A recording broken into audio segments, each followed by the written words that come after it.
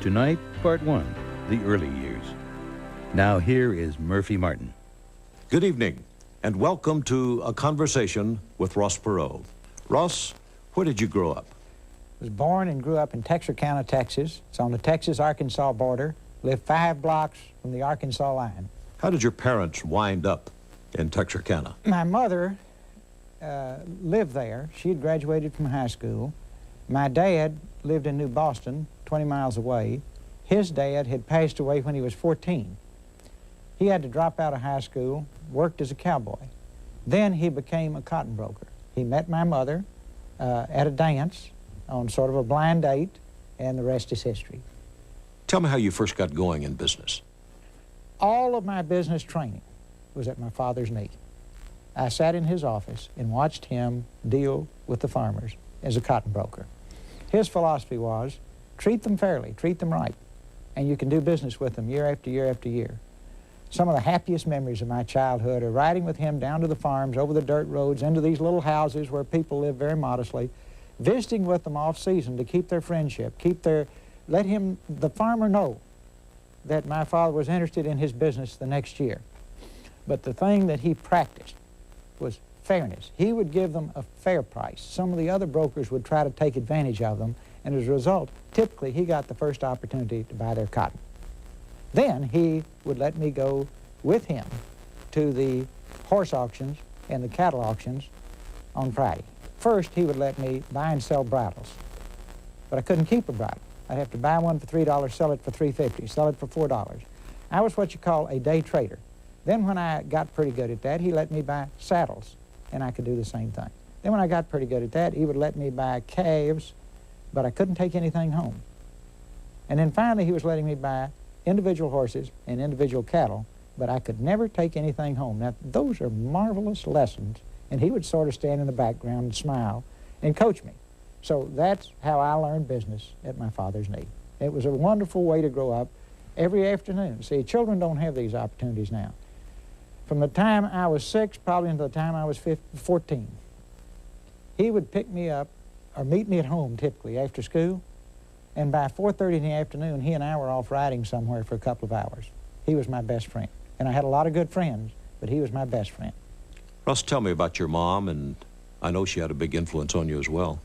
Well, no, she was a saint, and nobody could have had a better mother. All her life, she reached out to help other people. We lived 5 blocks from the railroad tracks. There's a dirt road from the tracks up to our house. We were in the Depression.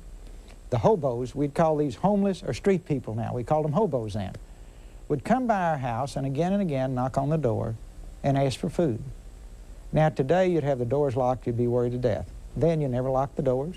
There was no fear that these people would hurt you. They were just hungry. And my tiny little mother always fed them, even though we didn't really have food to give away. One day a hobo came up and ate, and he said, "Lady, do you have a lot of people come here?" And she said, "Yes." And he said, "Would you like to know why?" And she just smiled and said, "Well, sure." He said, "Come out here and I'll show you." And right on the edge of the road was a mark. And he said, "Lady, you're a mark." And that mark had been put there by earlier hobos saying, "You'll get free food here." He left. And I turned to my mother and I said, "Do you want me to get rid of that, Mother? And I'll never forget this as long as I live." And she says, "No, son. These are people just like us. The only difference is they're down on their luck."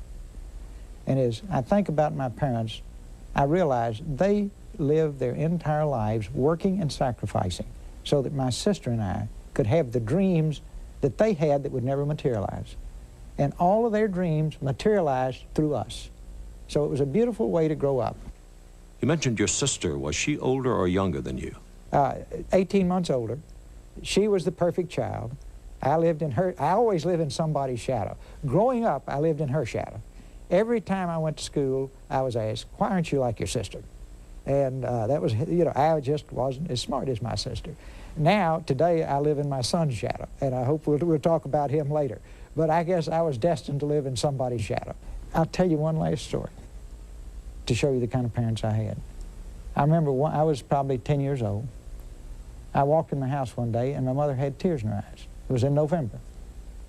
And Mother was very strong. She never cried. And I said, Mother, what's wrong? And she says, your dad has sold his horse. And I said, well, why did he sell his horse? And she said, so that you and your sister could have a Christmas. Now, he never, ever said a word to me about that. I never would have known why. But see, that may be, you know, those are a lot of little stories, but people have asked me over the years when I first felt rich, and I've always said, I was born rich. So you came from a family of modest means. Well, you know, it was interesting. The house we lived in cost $4,000. But that was back when a dollar was still a dollar. And it was a nice little house. We always saved money. We always got by. Everybody worked when I was a child. I started to work when I was 7 years old. When I say this to young people now, they feel like I must have been harshly treated. No, everybody worked. We just say you make do, and you'll get by. So my first thing I ever did was break horses. I was a good horseback rider. I was lightweight because I was only 7 years old. I could break them when they were young, and we could sell them earlier because they were broken and ready to go. I got paid $1 a horse. I learned some valuable lessons there.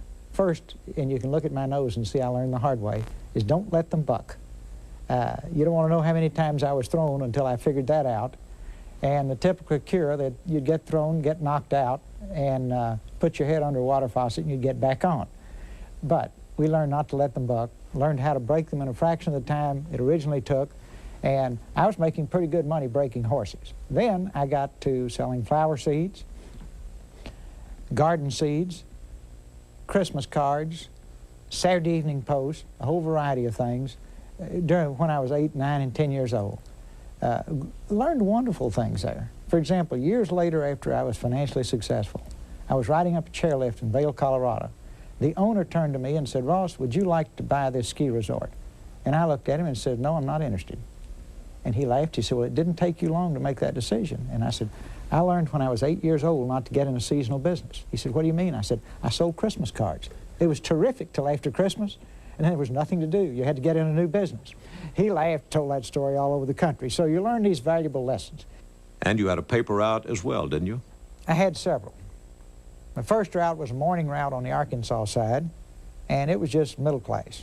My second route was an afternoon route downtown. Again, see, none of this was planned, but it's such a wonderful education. I started off first through papers to the bankers and the lawyers in the bank building. Then I worked my way on down Main Street to the small store owners. Then I got on further down Main Street and delivered papers to the houses of prostitution, which my mother was not very happy about. Then I turned the corner and delivered a paper to the Catholic priest. Then I went a half block and turned left, and I delivered newspapers to the black doctors and dentists, the black professionals in the Depression. These are people who had overcome unbelievable odds to get a college education. Then I came back up, delivered papers to a feed and seed store, and that was my route. Then the next summer, I couldn't get a route. So I was really hustling to get a route. This is when you looked for work. Jobs didn't come to you. And the only paper route available was in the poorest section of Texarkana, Newtown and Avondale. Avondale had the poorest whites, Newtown adjoined it had the poorest blacks. The general feeling was nobody could read, nobody would want the paper. The paper reversed the rate. Normally you collected a quarter. The Paperboy got 7.5 cents, the newspaper got 17.5 cents. They reversed it because I had to ride a horse because it was sand roads, you couldn't ride a bicycle, and they figured it wouldn't work anyhow. I went around and knocked door to door, and almost all these people wanted the paper. Now it's amazing. With luck, they were making $9 a week, but they wanted the newspaper. So I delivered the paper out there at 3:30, 4 o'clock in the morning, and everybody else was afraid to go into the neighborhood. Nobody ever tried to harm me. It was just, these were very poor people, but they were kind, gentle, good people. No problem. So I delivered the newspaper there, and one of my most vivid childhood memories after we got the route started, well, I really have two. One is they tried to change the rate on me. So I went to the publisher. I learned a lesson here, go to the top. A week before they tried to change the rate, the publisher, Mr. C.E. Palmer, who was a wealthy man in the Depression, had newspapers all up through Arkansas and Little Rock, radio stations. I mean, he was a big success. He'd locked himself in his office. It was noon. I happened to be in the newspaper, heard him banging on the door, went over and let him out. A week later, they tried to reverse my rate because I was making too much money. But I had created the route out of nothing. So I went in to see Mr. Palmer. I said, Mr. Palmer, do you remember me? He says, yeah, you're the boy that let me out the other day. And I said, that's right. And I said, I had a contract with your paper and you've reneged on it. And he looked at me and just broke up. Here's this 13-year-old boy talking to him politely, but just saying you broke your deal. He said, well, what's the deal we had? And I explained it to him. And he said, and why did we change it? I said, because I made the route successful. And he says, son, I'll look into it. Well, of course, I kept my rate because he was a man of his word. That's a lesson I learned. But the sweetest lesson I learned, my dad had to have a kidney operation. And this was like brain surgery would be today. We were very close. This was going to exhaust our financial resources, to say the least. That was not a problem. You know, we would have borrowed, sold, given away everything we had. That's the way you did it. But you couldn't do it in Texarkana. We had to go to Shreveport, Louisiana, 74 miles away. Nobody else would throw the newspaper out for me. Thought it was too dangerous. I went to my customers, knocked on the door, explained my situation, said, I'll be back in a few days. I hope you'll keep taking the paper. Almost 100% of them said, son, save the papers and deliver them when you get back. And I said, but you don't want old newspapers. And they said, that's not the point. If your dad is having a kidney operation in Shreveport, you need the money. Now, these are people making $9 a week. No, I learned a lot about the goodness of poor people through that experience, and I carry that with me for the rest of my life. I was in Newtown not too long ago. Interesting enough, I was there with Barbara Walters. An older man came out, looked at me, recognized me from the television, you know, from having seen me on television, started laughing. He says, there's my Paperboy. And we had a lot of fun talking together. Went through a General Motors plant in Arlington. One of the factory workers looked up and started laughing. He says, there's my Paperboy. So I have had great memories, and it was a wonderful experience, and I learned a lot, Murphy, that I carry with me for the rest of my life. Ross, can you remember the first time that you spoke and people paid attention to what you said? Well, that's a tough one. Probably, well, my earliest recollection, I was president of the student council at Texarkana Junior College. 200 students. The decision had been made by the board of the college to expand the college into one square block right across the street. The students and most of the teachers and professors felt like the college should be relocated so that it could grow. Now, I was 18 years old, and students didn't have much status back in those days, but my parents had taught me to always stand on principle, and this is the first time I planted both feet, but in a very tactful, respectful way. As president of the student council, I went to the board and told them we thought they were making a mistake. They should relocate the college to a campus where it had a number of acres and could grow and expand. To say that this created tension is an understatement. I had a wonderful professor, Claude Pinkerton, who was our student council advisor, who said, Ross, you're doing the right thing, stand on principle. My parents were saying, son, you're doing the right thing, stand on principle. The other students were saying, do the right thing, stand on principle. I stood there and got my head torn off repeatedly, but that's the bad news. But see, I learned then it doesn't matter what happens to you. What matters is, did you do the right thing? Today, that college is on a 100-acre campus. The last time I checked, it has over 5,000 students, not 200 anymore, and is a part of the University of Texas system and is a tremendous resource to that part of Texas.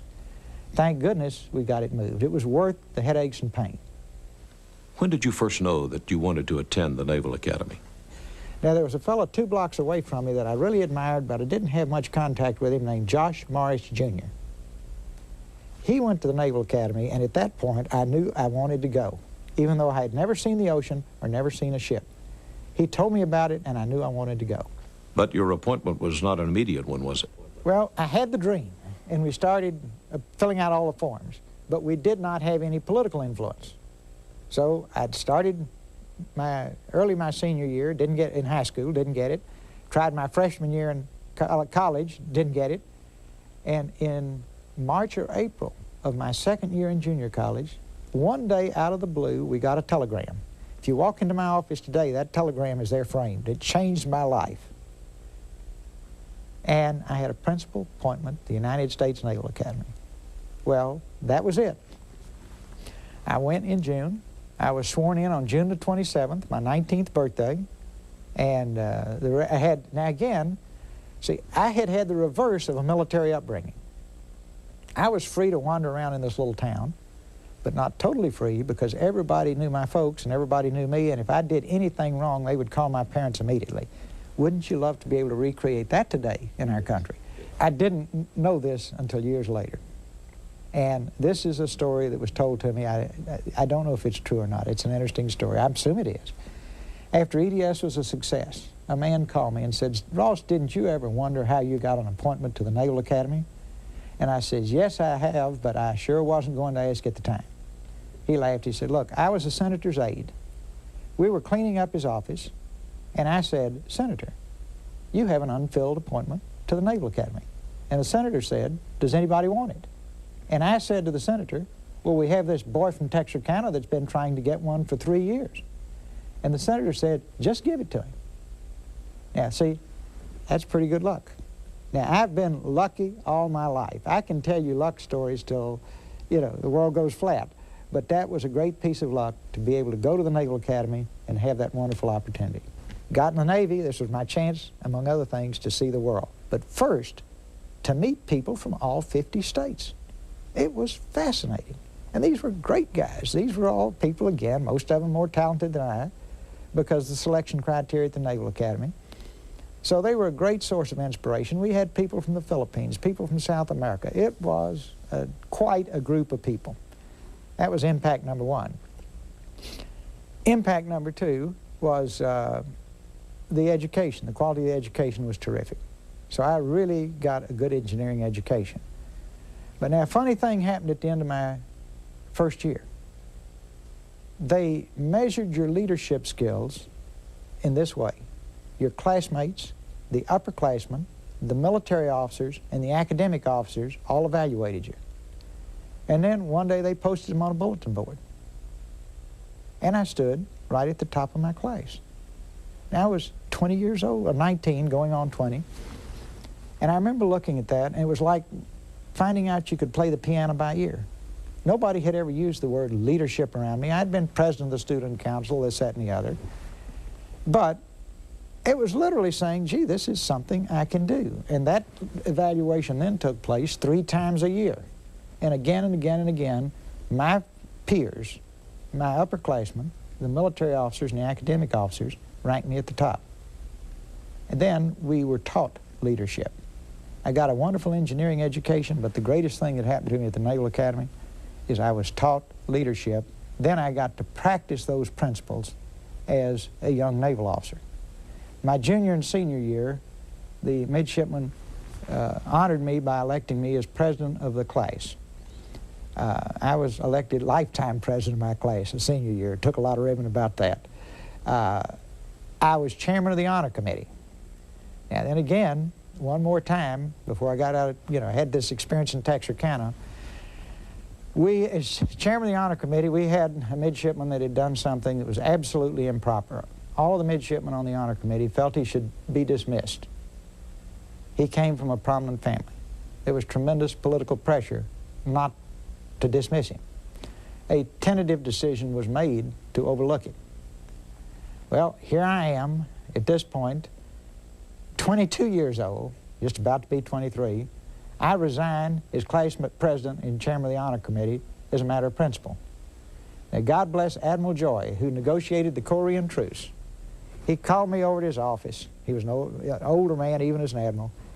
And he invited me to sit down, and he said, "Now, son, tell me why you're resigning." And I just spelled it out to him. And as I got into it, he started to smile. Because, see, we had been taught, when honor is involved, be deaf to expediency.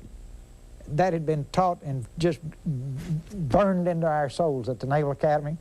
And when I finished, He looked at me and smiled. He says, "I'll take care of it, you're right." He took care of it. So justice, the fair thing was done. Otherwise, we would have wrecked the whole honor system. So again, you know, I took a beating on that, but I learned again a second time, standing up for what you believe is worthwhile and just take the heat that goes with it. Ross, I know your parents were awfully proud of you at the Academy, especially your father. There's no way to express how much it meant to him to be there the day I graduated. It was tremendous sacrifice. They drove from Texarkana to Annapolis in their '49 Plymouth, and just, it was I'm sure, one of the big moments of his life, in that he got to live his dream through me, and he got to live it through my sister. But he was a very interesting man. We wanted to take him to New York because we were fairly close to New York. He agreed to go. We spent a day there, and he said, "Well, I've seen it now." And he wanted to get back to Texas. You also had an opportunity to go right into active duty after graduation. What was that like? I had an opportunity to get a ship that was going around the world. Now, one thing I need to tell you is I had met Margot on a blind date on October the 18th, 1952. That's almost exactly 40 years ago. I fell in love immediately. It took me 4 years to win her over and get her to marry me, though, so we have to go out to 1956. But even though I was really smitten with Margot, I was absolutely attracted to this cruise around the world to Korea. The truce had been negotiated but not signed. Admiral Joy negotiated it, but it had not yet been signed, and there was a chance the conflict would start again. So we went straight to Korea. I reported aboard the USS Sigourney, a destroyer, again on my 23rd birthday at 2 in the morning. 7 o'clock in the morning, we got underway to go around the world. Had a great captain, Captain Lionheart, a great executive officer, Commander Stock, and we had a terrific adventure. Now, as junior officer, I got all the bad jobs. And since we were gone 9 months, there were no new junior officers. So I was stuck as junior officer. I got shore patrol every time we went ashore. That was an education. I was Protestant chaplain. We got all the way to Midway Island before the truce was declared. Now, every Sunday, we packed the fantail when we had religious services. They were coming to church on Sunday. We were going into combat. We got to Midway Island, they declared a truce, and I realized I was not Billy Graham after that. So my chaplain skills were basically a function, and my ability to teach first aid and damage control. But I will never forget that experience. 17 seas and oceans, 22 foreign countries. I have enough stories to last a lifetime from that. Great experience, great people. The crew, the enlisted man crew, were all products of the Depression. These guys were hard as nails. They'd come up the hard way. They'd never had any breaks. But they were so bright, so literate, and so articulate. The only difference was I had gotten the breaks. Ross, in the mid-50s, you married that girl that you met on a blind date back at Annapolis, didn't you? Well, finally talked. Well, first off, I need to go back. We had our blind date. I was immediately in love. Anybody that ever knows Margot immediately falls in love with her, men and women. She was very, very popular in Baltimore, where she went to college. All the young doctors at Johns Hopkins. I had big-time competition. Plus, I was gone all the time. And, but at the end of the first date, she went back to her college, Goucher, and all of her friends asked her about this midshipman she had had a date with, because she really didn't want to go on a blind date. She had too many options. And they haunt her with this story today. She hesitated for a minute and then said, "Well, he's really clean looking." So that was her first impression. Of course, all midshipmen are clean looking. Then I talked her into marrying me. We married in September 15th, 1956. She taught school the year I was in the Navy. We lived in a tiny little apartment in Wickford, Rhode Island, right across from Howard Johnson's, which was good. She was learning to cook. And so we'd go to Howard Johnson's. Plus, anytime the ship was in port, she'd eat in the officer's mess with me, and we could go to the movie on the base for 10 cents. So it was a pretty good first-year life. And you finished out your term of service on an aircraft carrier. Yeah, finished my terminal destroyer, went to an aircraft carrier, loved the air, it was like heaven. It was because you had an adequate place to sleep, you had a nice place to eat, it was a huge thing. The last part of my term on the Lady, my job as assistant navigator was to live on the bridge with the captain. And it was fascinating. We'd have a screen of 9 destroyers around us, we'd have tankers to refuel us, we'd have replenishment ships to bring food in, so on and so forth, and submarines underneath us, and airplanes landing and launching night and day. I knew how to do that. That's all I knew how to do. Now let's go back to luck again. Okay, I was real lucky to get that appointment. I was really lucky to meet Margot on a blind date. Now then, suddenly we have an IBM executive come aboard as a guest of the Secretary of the Navy for a one-week cruise. He's on the bridge all the time. I'm on the bridge all the time. See, he knew how to do a lot of things, but he didn't know how to do the one thing I knew how to do, and so he found it interesting. So one day he said, the captain mentioned to him casually that I was getting out of the Navy. And he said to the captain, would you mind if I talked to him? And the captain said, no, he's leaving the Navy. And he came over and said, son, how would you like a job with IBM? Now, I'm embarrassed to tell this story, but I looked him in the eye and said, mister, I'm 27 years old. I have worked since I was 7 years old. I always had to look for work. And this is the first time in my life anybody has ever offered me a job. And I said, you bet I'd like to talk to you about going to work for your company. And here's the terrible part.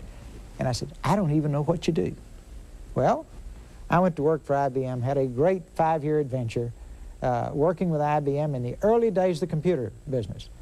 We drove to Dallas, had our 52 Plymouth. It's now 1957. We found a small apartment. Everything we owned was in the back of our car. Now, this is important because we were just as happy then as we are today. See, tangible things don't bring happiness. We were happy then, we are happy now. And you were phenomenally successful. A whole lot has been written about my sales record, and it's been overblown dramatically. All I did is work hard all day, every day. Most of my pals worked about a half day because there was such a demand for computers. I worked all day, every day, and it was fun, and boy, did I learn a lot. And the most important thing I learned were those great principles of Tom Watson Sr. in terms of how you treat your people. The customer is king. Those fundamental things that are the hallmark of all my businesses came right from that IBM training and right from my dad's office dealing with the farmers. Thank you, Ross, and thanks to all of you. That's all the time we have for this evening, but we hope you will join us again when we will pick up the Ross Perot story with the beginning of his business success. And mark your calendars for Election Day. That's November 3rd. Good night. Check your local listings for part 2 of our conversation with Ross Perot. Now, due to the overwhelming response to last night's broadcast on Ross Perot's solutions to our economic problems and government reform, we will rebroadcast that program immediately following this unique, real-life story about a very special gift.